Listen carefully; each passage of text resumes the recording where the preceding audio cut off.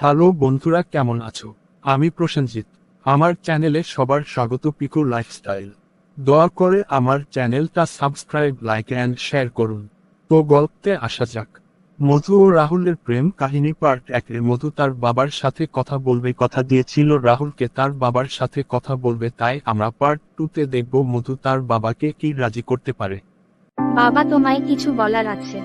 বল মা, কি বলবি? বাবা, তুমি আমায় না জানিয়ে আমার বিয়ের জন্য পাত্র দেখছো কেন? কেন মা, কি হয়েছে? পাত্রটা কি ভালো না? না না বাবা, সেই রকম কোনো ব্যাপার না, আমি অন্য একজনকে ভালোবাসি।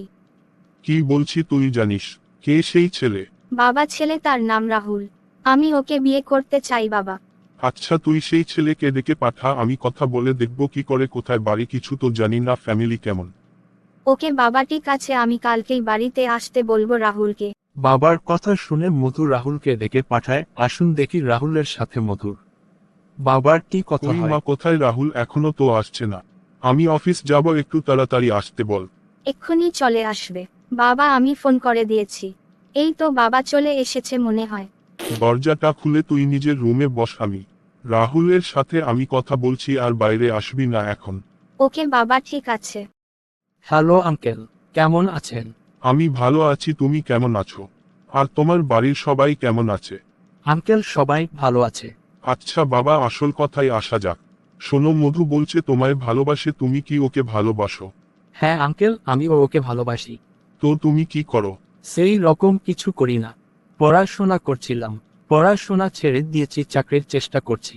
দেখো বাবা, আমি তাহলে তোমার সাথে আমার মেয়ের বিয়ে দিতে পারবো না। চাকরি কবে হবে সেটা তো জানি না, আর কোনো গ্যারান্টি নাই এখন।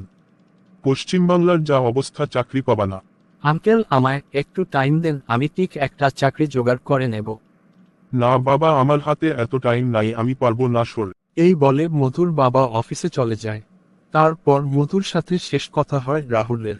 আসুন মধুর সাথে কি কথা হলো রাহুলের শোনা যাক। রাহুল, বলো বাবার সাথে তোমার কি কথা হলো? মধু, তোমার আমার ভালোবাসা এই সমাজ মেনে নিতে পারেনি। ধুর, কি সব উল্টো পাল্টা কথা বলছো? হ্যাঁ মধু, যেটা সত্যি সেটাই বলছি। বাবা কি তাহলে আমাদের বিয়েটা মেনে নিতে পারবে না? তোমার বাবা আমায় সরাসরি বলে দিল তোমার সাথে আমার বিয়ে দেবে না। আমায় ক্ষমা করে দিও, আমি আর কিছু বলতে পারবো না। ওকে মধু, ভালো থাকো, আমি তোমার লাইফে আর কোনো দিন ইন্টারফেয়ার করব না। ভালো থাকো, আমি জানি আমাদের আর কোন দিন দেখা হবে কি জানি না, তুমি ভালো থেকো, খুব কষ্ট হচ্ছে। সরি, আমায় ক্ষমা করে দাও।